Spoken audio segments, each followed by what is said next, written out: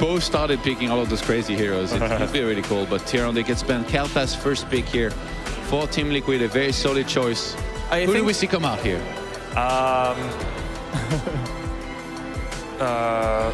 Kendrick. ETC. Tassadar ETC. ETC, Tassadar. Yeah. Even a Luther. G2 has been running a lot of Tassadar in the past, and they've also been switching it between Yuva and Nika, depending on what else they've got, and a lot of diversity in the talents as well. Even Healing Ward has come out for them recently. Yeah, but this time we see the Falstad and the Tyrion first. I missed my window. Are we going to see the melee assassins maybe come back, at least one of them? Anytime soon? It could be triple melee assassin Tyrion. No. If you're But I meant something like a Thrall or... okay. Yeah, I would love to see Thrall. I would love to. Earthquake Thrall, Trixler swears by it. Wow. So do I, by the way. I think it's a great heroic ability, very underrated in the late game. When you have the shields as well with every pulse. That's actually pretty cool. I like that ability. It is insane. Luther ETC, by the way, was picked up. One thing that's interesting is that this is the first time, or one of the first times, that Kalthas and Falstad have been on opposite teams. Oh yeah. Almost every single time. Because Falstad got picked first. So that's kind of unique here. We've seen bans and we've seen third picks, but usually not first picks. But I've got to ask the question, does Falstad Tyrael here leave too much in the hands of Team Liquid? Kalthas, Uther, ETC. They just got their favorite combination again, Uther, ETC. Basically, it's like a winning condition. Team Liquid is the team that made this combo so renowned and so feared.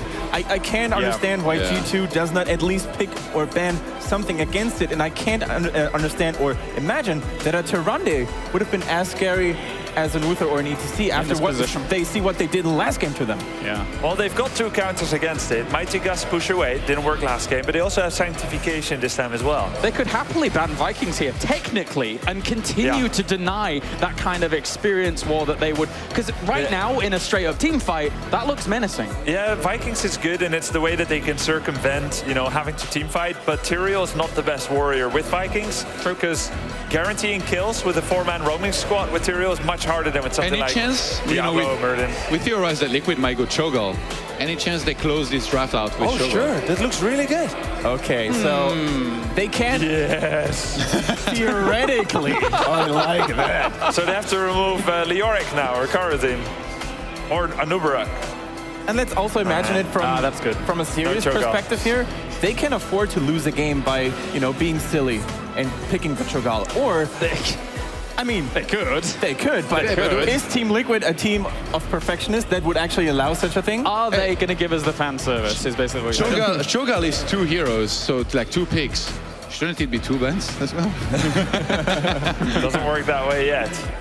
Well, if you ban one of them, you can't play the other, right? Kendrick actually asked a really good question. Are they showboaters? Cloud9, yes? Yes. Team Liquid, I actually don't see them that way. No. I think they're just like serious, let's barrel on and dominate. Yeah, they're not known to be super emotional players that would go crazy and scream and shout. They're more reserved and they're very analytical. Yeah. I've got to agree with that. They are a very calm team. I mean, interacting with them for a long time now. Anubarak to deny the Cho'Gall. G2 so Virtus Pro. This is the perfect pass for Virtus Pro when they were Arthur Stroit Haram, although probably not going to be Hinterland's Blast. Yeah, so but, I mean, it's the heroes, but everything else changed. What do you know? Desperate times. Call for old builds. Right. What else was part of that? Let's do they pick the healer now? Well, that was the main 3, and then any damage around it. I think picking the healer now, if they have a clear idea of which one they want to go for, it would be better, because again, they keep that last pick for a reactionary one. But then which one is it, though? We talked about Malfurion. They're actually going Brightwing first, so last pick, maybe Zeratul. No, probably not. Come on, Team Liquid. I missed him. Yeah, I miss him too. Be showboaters, please. Be showboaters. All right. But that would be amazing. That would be actually amazing. But very likely, actually, it's going to be like... It'll probably be like Raynor and... even a Vala to counter the Cocoon. Another warrior would be really good here. Yeah. Vala with a strafe to counter the Cocoon. Arthas maybe as well can be okay? Yeah, Arthas is okay too, because we've got that engage kind of from Anubarak. But probably it's like Vala and Raynor, or probably not Vala and Raynor. Vala or Raynor and Arthas or Johanna. Damn. No. No showboating. No showboating. Real No hard to showgal. Really, really strong potential early on for them to actually just push one of these lanes very, very hard, of course. And you know what? Sylvanas would have actually made a lot of sense in G2's comp as well. To counter the Kalthas and the Mosh Pit from ETC. What do you think about Sonya here? Oh, yeah, why not? Yeah. Works great. Oh, again, damage dealer. Too much in love. Don't be silly, guys. All right, don't be silly, of course. Just too much in love with that damage Kara. Are you going to see damage Uther? Holy fire, holy shock.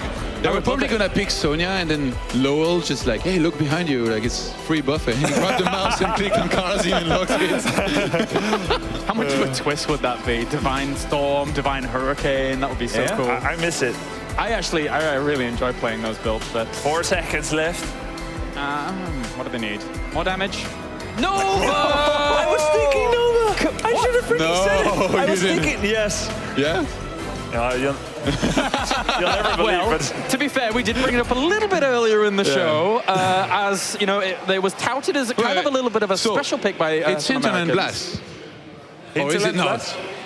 I mean, in theory, it would be really good. And Blast. That is so old school. Remember back in the alpha and the beta stages when Falstad and Tyrael was actually the hardest engaged combo wombo? I mean, and combine that with a precision strike and a snipe from Nova. No, triple tap. Oh, triple tap. All right, chill. Tickle tap. Tickle tap. Triple time the hero that's most in the back and see who it hits. It's a Russian roulette there. Oh, and is it going to be the first time we see potentially the new Gathering Power? I think so. Yes, maybe. Right? I mean, actually, there's thoughts and opinions about. I mean, Envenom is still kind of good there. She's still able to blow up people with it very Remote quickly. delivery is not as good as it used to be. No. I mean, it's like double range on your decoy, but it doesn't cancel objectives anymore. Exactly. That's pretty sad. That's pretty much the final nail in the coffin that wasn't needed on remote delivery. Yeah, it makes a big difference, especially when, like, when you are at those objectives and you do have that pop near you, and you know it's not the real Nova anymore. Sure, so but it was like a nice whatever. second use. Now that's like a less creative talent, but it definitely hurts. Must have had their reasons. So it's going to be either Envenom or Gathering Power. I'm hoping GP. I would like to see GP, but I'm thinking Envenom. We'll see. We'll see as it goes on. I think it depends a lot on how confident they are and how the earliest of early game develops. With the map being cursed solo, actually, I could see this work for G2, but they need to gain some early game momentum and start getting piling up on some good takedowns. And the thing is, the Karazim could take the level 4 talent to reveal areas to try and counteract Nova. Foresight, yeah, it's a great talent. Yeah. Oh, you think he's Here I am trying to build up G2 as like guys who have a chance. You're like, no, actually they're gonna go Karazim talent level 4. They have so many counters there. It's over. All right, you guys are done. It's time to get into game number 2 here with Grubby and Kendrick once again. Yeah, a lot of good luck and fun here coming in. And there we go for Team Liquid. Lucifron on the Mighty Cow. Lowell playing the damage Karazim. What else could he do? Gerdam Herd rocking the Uther. And of course here in the bottom lane we have Vortex on Kalthas and Chris on the Sylvanas. Here on the right side, the red team, we've got G2, Siku on the Nubarak, Joey on Nova. We've got Basek on the Falstad again, Nicker on Tyrael, and at the very bottom we've got Brightwing. Leo from Korea will be playing him. Funky little move by the Observer here, I like it. Not many people know how to turn the camera actually. I think can players do that still? Yeah, they can. Is it delete and insert? Yes, but you have to do a little twist there. I recommend Ali's Observer UI. You need that, I think. Yeah, as observer. You can still do it in game, nevertheless, though. But Navi's, Ali's UI tells you how to do it. There's a README file, so go if you want to do that yourself. Go for that. All right, an immediate push here with Sylvanas. 3 versus 1. You get a tower immediately. So much for the good early game for Nova there. Brightwing abandoned by her friends. Nobody's helping the little fairy dragon over there. They're just going to take the first tower so quickly. And it was just one of those moments where, like, you hope it's Sylvanas top lane and you meet 4v3, but in fact you chose wrong way. Yeah. And there we go, Joey. Oh no, that's Brightwing, isn't it? Oh yes.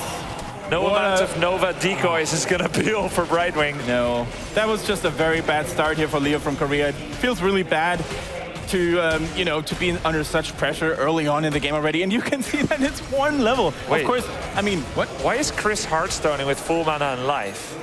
Oh, they're just going. He just wants to rotate lanes, and you know. Oh, okay. You just and want he the doesn't towers. want to show himself in the mid lane, for example. So they're still afraid of bottom, and they're sending more people there. That's why Brightwing just teleported there again. They're playing a lot of mind games right now, and I like it quite a bit. I mean, they got both towers, so now it's time to siege up top. Right. Get even more XP out of it. You can try to get the fort, but 2 towers gives as much XP as a fort. Yeah.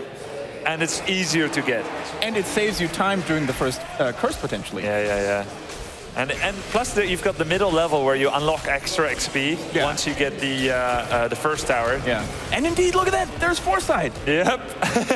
Too bad Kalaris is not with us right now to be proud of himself, but that's a very nice detection talent. Whenever Karazim uses Radiant Dash, he's actually going to be able to reveal and uncloak every hero in a very large radius, actually. Anubarak there going with the Underking talent. Nova, yes! Going for the gathering power. Very nice. False step flying in. Is it going to be enough? Gerdam hurt in a lot of trouble. The healing comes in, but at the same time, G2 loses. He's dying to Envenom. Bashek, can he heal himself on time? He taps the well, and yes, it is enough. But still, though, there was a 5 versus 3, and they trade 1 for 1. Yeah.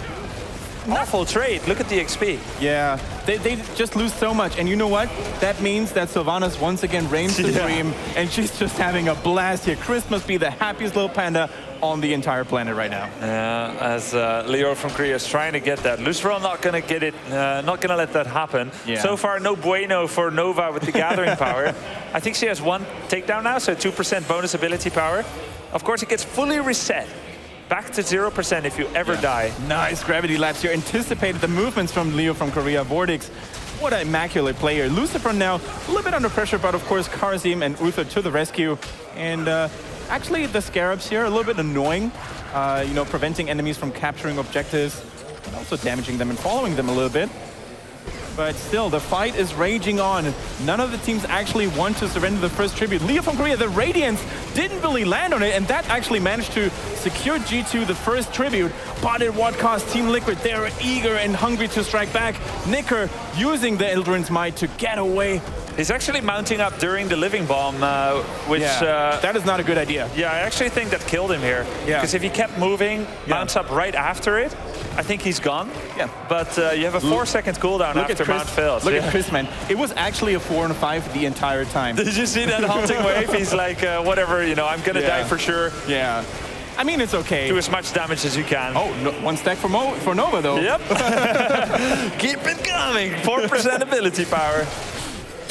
That could be one late game tool that they have. Absolutely. Alongside with that seasoned marksman on Falstad. We don't have as much... we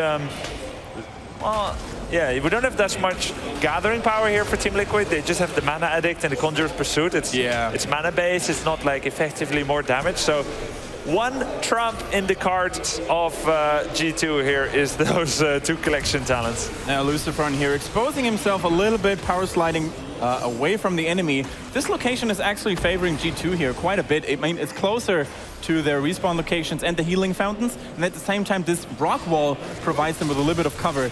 But at the same time, it causes teams to sometimes split themselves up, like we see it right there. Yeah. 2 people on the left, 2 people on the right, and 1 on the top. So now they could correct that. Both of those warriors can pass impassable terrain. We see Nicker doing that. Juve going from the back here. Oh, look taking at Nova. Vortex to 70% damage. Wow. Taken already. 1 combo was enough to actually bring Vortex in a grave danger here. Chris going also. There we go.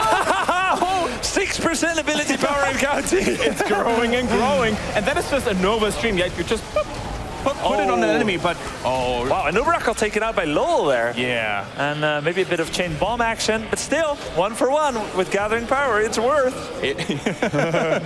At least to the Nova player, that is. So and Nova players are very selfish, as we know. They've got to be. If they lose those stacks, not good. It's basically like fighting 4v5 the whole time until Nova decides to actually grace you with her presence. The royal we that is Nova sometimes. Anyway, she's now trying to weaken the Siege Giant camp a little bit so they can provide additional pressure during the next tribute phase. Actually, G2 got both tributes so far. And Team Liquid... That's funny, right? That is actually a bold move here because the 3rd tribute could spawn any minute. But at the same time, they are level 10. They have the heroics, so I don't think G2 is in any position to contest this. Yeah, but it's such an interesting thing you point out is like level 8 versus 10, but the level 8 team has both tributes. That's really rare. It's almost like they sacrificed XP to get that. Yeah. And the cool thing is, 1, Nova never died. 2, the next 2 tributes do not matter for G2, so it's very easy for them to catch up back to level 10. And I mean, the nightmare on Curse Hollow that can, happen to the losing or the team that's behind is the enemy team gets tribute after tribute and then takes 2 bosses during the curse, or 1 even before the 3rd tribute. That's like the best way to start on Cursed Hollow. Yeah. And it's really hard to come back from such a situation. But G2 still looking for the heroics. They can contest this tribute, having to defend against the boss on bottom lane, and of course, soaking at the same time. Now they have achieved it, though. Judgment! Judgment, is it going to be... Oh, no, Hinterland Smash, though. Yeah. So it's Mighty Gust, Judgment, Blink Heal. And Nubarak is still thinking about it. Precision Strike, there we Cocoon, go. But it could be Locust Swarm. Yeah. Precision Strike, of course, not Tickle Tap. What is Nubarak going for? So now Sylvanas, she is leading the charge here with the Black Arrow, disabling turrets and towers all the time. Boss doing a lot of damage, unfortunately attacking the gate though. Nova there, by the way, with 1 in the chamber at level 7. Not going for the anti-armor shells burst, more going for DPS. 80% bonus damage on every auto attack after using a spell. It's really strong. Pretty good. And the Nubarak still hasn't decided it. There we go. Locust Swarm. Okay, so no Cocoon. They're just going all damage in here. Precision Strike coming in, but the counter Mosh Pit with the Divine Shield. Oh my lord, that can be a lot of pain here. Falster dropping low. Wow. Mighty Gust in the last second though. Wow. The combo was countered. Divine Shield, Mosh Pit not leading to a death. 7-sided strike hitting the tanks there. Siku's still alive. Second. The Living Bomb is not enough to take him down. Fantastic disengagement by G2. So sick by G2. I mean, I know it's like Team Liquid, the team that seems to be winning the game here and doing all the fancy moves. But G2 there, even though they didn't kill anyone, just the mere sheer force of will to stay alive was really impressive. Yeah. And I'm really excited to see how this deadly combo, Judgment, Precision Strike, and Snipe, and all the other goodness that is Nova is incapable of unleashing on the enemy, is going to turn this game or change the outcome of this game. Now, of course, look at that last fight. It started with basically banging on Lucifron, right? Yeah. And then they somehow felt a bit of a rush to follow up. Precision Strike missing, lots of cooldowns burn on ETC, and that's always a bad way to start. Whoa. There we go. That was maybe a little bit early, though. But Karazim, he's toying with his enemy, baiting out a couple of cooldowns, and now it is maybe Team Liquid's time to get into a better position to contest the tribute, because both teams, they're trying to get that curse. This is the decisive tribute. So we can definitely expect a major team fight going on here. Now they're moving in here before level 13. G2 doesn't want to wait for that passively. Started to cap Dewey with 80%. Here we go, the face melt knocking the Jovia away a little bit. He's in a little bit of trouble. The cow is chasing, but there we go. Brightwing coming back in. Turiel taking a lot of damage from the 7-sided strike in the back here. And I think Nicker, he's lost. Yeah, he has gone down. That means level 13 for Team Liquid. He was trying to distract 3 of the backline. Would he be able to keep away? That would be a great, great distraction there. But actually, it was as it seemed like it will be that Team Liquid took that tribute. I think Nicker could have maybe used Judgment on a distant Team Liquid hero to get into the other direction again, because sometimes it's actually not so bad in terms of mobility, right? You get out of a dangerous spot, but I think he was just too pressured in that situation and didn't really have the time to do it. Yeah, very right. He took a little bit too much damage from that 7-sided strike. Moved out of the last 2 to 3 hits, but he was too low. Unable to we kind of have the problem of Brightwing not being the best burst healer ever. Yeah, it is a bit of a problem. She doesn't have something like Divine Palm and Ancestral Healing and Divine Shield to protect an ally in need. So once you get out of position, Brightwing not your best buddy. No level 13 for G2 yet, and the keep is double disabled. Wow, Mosh Pit Divine Shield on the Nubarak, but it's not going to be enough. Happy little Bug Lord or Scarab Lord here, dancing just a little bit of a party, but look at these chain bombs. Oh god. Absolutely deadly. The dagger and the chain bomb? Yes. So much AoE damage. And G2 there with a nice Mighty Gust to cancel out that comp again, but still, Team Liquid got their pound of flesh, they got the keep. By the way, Bacek not going for the battle momentum this time. Yeah. Sticking more to I don't like it. Yeah. And maybe he didn't like it too. Because like this, I don't see much of a reason where it's like, yeah, it's so good on Tomb of the Spider Queen, but not on Cursed Hollow. Yeah. It's more like he had a change of heart. And there we go. We see how one-sided in terms of kills this game is a little bit. 6 kills against 3. not the best spot for G2 to be in, but I mean, it still takes a while for Team Liquid to reach that level 16. Oh challenge. God, he used it already before knowing if it's going to be lethal damage. He could have just saved it. Yeah. Bit of a mistake there by Juve. They will take that, boss. Thank you very much. I'll take it. 7-sided strike coming in. The boss helping Team Liquid. Oh, this is a potential disaster here. A potential That was, I mean, Falstad almost steal the boss, but he didn't have enough life actually to stay alive there. Are we watching My Insanity right now, or are we in the right game? No, this happens to other teams as well. The important thing to remember is that Nova still has all of her gathering power stacks. She still has that 6% ability power. I think that's basically all they're trying to prove, that Nova... It was a desperate boss cap here, actually. Yeah. And I mean, sometimes you actually have to take risks in order to ever make a comeback, but at the same time... I don't think it was to that point yet. Maybe yes, though, because they had 2 keeps against 6 forwards, down 1.5 levels. Certainly it was a big risk. Certainly they paid for it. And certainly look Team at the Liquid confidence will take them that's down coming in from Team Liquid here. They don't even back off. They say, we can take this core right here, right now. But Chris falling, Sylvanas a really important force to keep the enemies vulnerable. But in the other end, we can see 2 players dying from G2 already. Yeah. The core is dropping very low. And GG, man, that was a good game. Team Liquid looking indomitable here. Very nice play by Team Liquid. A 2-0 victory, dispatching their opponents with relative ease. G2 going for the desperate gambit, both at picking Nova, as well as forcing that boss under those conditions, despite their name not being My Insanity. And Team Liquid will move on to the winner's match.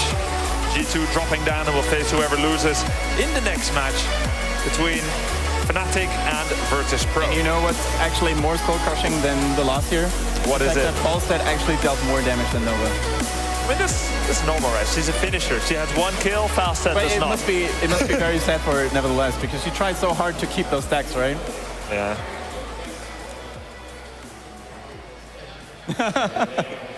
Anyway, so we saw a really solid Team Liquid. I mean, Chris as well as Gerdem heard, none of them showed any flaws. Quite the contrary was the case. Look at Lowell playing such a solid Karazim in all of the games. He doesn't even bother changing strategies and tactics. He just says, you know, I'm going to play this hero as long as it goes until I lose. It's really sick. Karazim, 28,000 hero damage. Kael'Thas only 32,000 compared to that. And 30,000 from Sylvanas. So Karazim almost up there with very high sustain and burst damage dealers. Quite impressive. Really, really nice. So yeah, Kael'Thas, of course, also a very important factor. Vortex, he didn't really sweat a lot. I mean, Nova tried to pressure him over and over again. Yeah. But he remained his focus. And the glory moment for the Nova was where she took Kael'Thas down to 30% life at the tribute there in the middle right, and then killed Sylvanas with the snipe. But those moments were too few and rare in between. And then the Mosh Pit, Divine Shield combination started working again. Yeah. I feel like one problem here was Anubarak. Yeah. He didn't have enough staying power to be independent without that solid 5th man. Nova, of course, like a butterfly, trying to look for an angle, and so you need a very strong sustain comp. Brightwing as a solo healer? Yeah. You need a lot of staying power. Very debatable. So anyway, we're going to head over to Nizera, who's interviewing Team Liquid, and let's see what they have to say about this game. Well, yeah, I'm here with Vortex, and well, congratulations. It was the last game was really fast, but like the first game, you picked like 3 supports, like Tassadar, Uther, Karazim. It's not something that really happens that often. Why did you do this? I mean, right now you can build Karazim as a melee DPS, so like he's a support in theory, but he can be played like a bruiser. And Tassadar, he can be built like around range DPS as well. So even if it was like 3 support on the paper, it was more like 2, let's say, off DPS. So it was like a normal comp for us. Normal for you, yeah. And well, if you make yourself ready with all the practice, is there something really special that you do to make yourself ready for a tournament like this? Nah, not really. Just warming up, trying to keep the mind in the game, and yeah, that's it. Okay, and you guys are like a multiple champion here at DreamHack. So what do you think your chances are to win this? I think we have high chances. I mean, I don't want to jinx it or something, but like I think it's really close between the top teams, but I think if we play our best, we can definitely take it home, yeah, for sure. Well, good luck and thank you, and back to you, casters. All right, thank you very much, Nasira. And it seems that it doesn't even matter what talents Nova's going to be taking, because in the end, she's just rubbish. It didn't really work out too well in the end. Looking at how it played out, probably were better picks in these kinds of situations. Nazebo gathering power, Zeratul. Yes. You really want gathering power. There's only that many gathering power heroes. I feel like this draft was like G2 lost so many times against Liquid, so they were trying to like make a draft that was making sense. And when the last pick came, like when it came to it, they were like, screw it, we're doing terrible, so let's just go Nova and have some fun. Screw common sense. I almost wanted them to go the full hog and just go Kakuna and Anubarak, try and catch Uther, and then just put all of their ultimates, including Hinterland's Blast if they've gone for it on one person, and then, blow them up really quickly. But not to be the case in the end. They chose this. I think Cocoon would have been better, probably. Probably, yeah. Because almost every precision strike, the most vulnerable target got countered with the Divine Shield, if it wasn't like already used on ETC. Yes. So it was quite an interesting game overall, and here's one of the moments where... Fateful moment! Let's try to force the boss. It's all about the bosses. Classic mistake. All about the bosses, and they get completely obliterated with no more moment there for Falster. Admittedly, if he'd have had maybe 1 or 2 more seconds room, he could have actually made that work, but it was quite unfortunate there in the end. He was kicking just 1 or 2 more seconds. I really like I mean, it doesn't really necessarily have anything to do with this particular replay here, but I like the adaptation from Lau. Picking the foresight against the Nova is a huge pain in the butt. It only really sprung to mind because this is something that I do almost all the time against stealthers when you're playing Karazim. It's a very, very useful tool to have when you don't have something like a Tassadar on your side to be actually able to spot it out with the Mental Acuity and Oracle. It's very useful. Ahead of the meta, as always, guys. Thanks, I like it. Thank you. That's why I need your notes after this tournament. You did ask me for them. I don't know why, but I don't know. This man has extensive notes. I want to try out everything you have. I have quite the folder, and it's getting really heavy now, so I kind of need to siphon some out a little bit. Are you ready to stream 24/7? We've already done that. Together? Yeah. All right, well, that does it for our first series, obviously, here. Team Liquid taking it quite handily in a 2-0 so far. And that means we'll be moving on in just a little bit here in Group B. But don't forget to check out the Score eSports. That's the one. The Score eSports. We're checking it. Yeah, okay. All right. The Score eSports for all the updates here for Heroes of the Storm, as well. To actually also catch yourself a preview, and also there'll be even more content coming out throughout the day, and then moving on. But what are you giggling at? Are you giggling, mate? I'm not. You having a giggle? You know, I don't giggle actually. No. I guffaw. I laugh. No giggling. Fantastic, fantastic. All right, so join us after the break, ladies and gentlemen, when we shall be moving on here in Group B for the DreamHack Heroes of the Storm Winter Clash.